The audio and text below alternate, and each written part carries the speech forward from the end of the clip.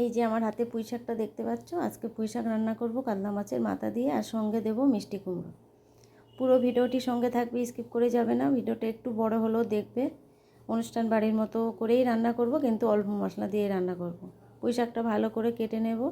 এই যে একটু মিষ্টি কুমড়ো, আলু আর পুঁই শাকটা কেটে নিয়েছি। আর পুঁই শাকের পাতাটা কিন্তু একটা রেসিপি বানিয়েছিলাম, সেটা তোমাদের কাছে দিয়েছি। আর এই মাছের মাথাটা ধুয়ে একটু লবণ হলুদ মেখে রেখে দেবো, রেখে দেয়নি মানে লবণ হলুদ ছড়িয়ে রেখেছিলাম। এবার বেশ ভালো করে মেখে নেবো। সবজিটা ধুয়ে চলে এসেছি, আর এদিকে কড়াটা বসিয়ে দিয়েছি, গ্যাসটা অন করে তেলটাও দেওয়া হয়ে গেছে, তেলটা কিন্তু গরম হয়ে গেছে। এবার আমি এখানে মাছের মাথাগুলো তেলের মধ্যে ছেড়ে দেব।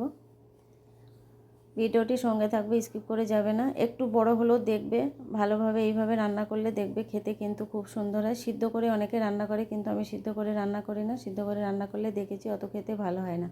মাছের মাথাটা ভেজে ভালো করে তুলে নিলাম। ওই কড়ার মধ্যে আর তেল দেবো না, অল্প তেলেই রান্না করব। আগে পেঁয়াজটা একটু ভেজে নেব। এখানে কিন্তু তোমরা শুকনো লঙ্কা তেজপাতা ফোড়ন দিতে পারো,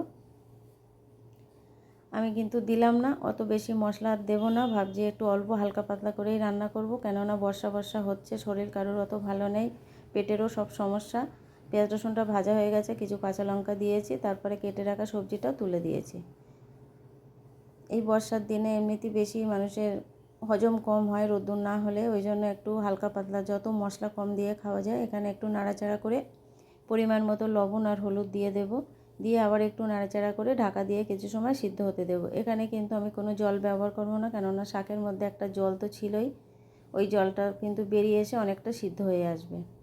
আর এই পুঁই শাকটা কিন্তু মাচানি পুঁই শাক না, ভুঁই পুঁই শাক। ভুঁই পুঁই শাক কিন্তু সিদ্ধ হতে একটু দেরি হয়, মাচানি পুঁই শাকটা তাড়াতাড়ি সিদ্ধ হয়ে যায়। এবার এখানে আমি একটু ঢাকা চাপা দিয়ে কিছু সময় রেখে দিয়েছিলাম, আর একটা বাটা মশলা তার মধ্যে করে নিয়েছি। এই যে দেখো, আদা জিরে ধনে আর কাঁচা পাকা লঙ্কা, অল্প একটু মশলা দিয়ে দেব, বেশি মশলা দেব না, অল্প মশলাই রান্নাটা করব, ওই জন্য আমি অল্প অল্প সব দিলাম। এবার একটু মশলাটা দিয়ে কষিয়ে নিয়ে এখানে জল দিয়ে দেবো। জলটা একটু বেশি দিতে হবে, কেননা আগেই বললাম ভুঁই পুঁই শাক একটু সিদ্ধ হতে দেরি হয়। এবার একটু মাছের মাথাগুলো ওপর দিয়ে দেবো, কেন কাতলা মাছের মাথা একটু সিদ্ধ না হলে কিন্তু খেতে অত ভালো লাগবে না। মাথা তারা সিদ্ধ হোক, এইভাবে আমি ঢাকা চাপা দিয়ে রান্নাটা করে নেব।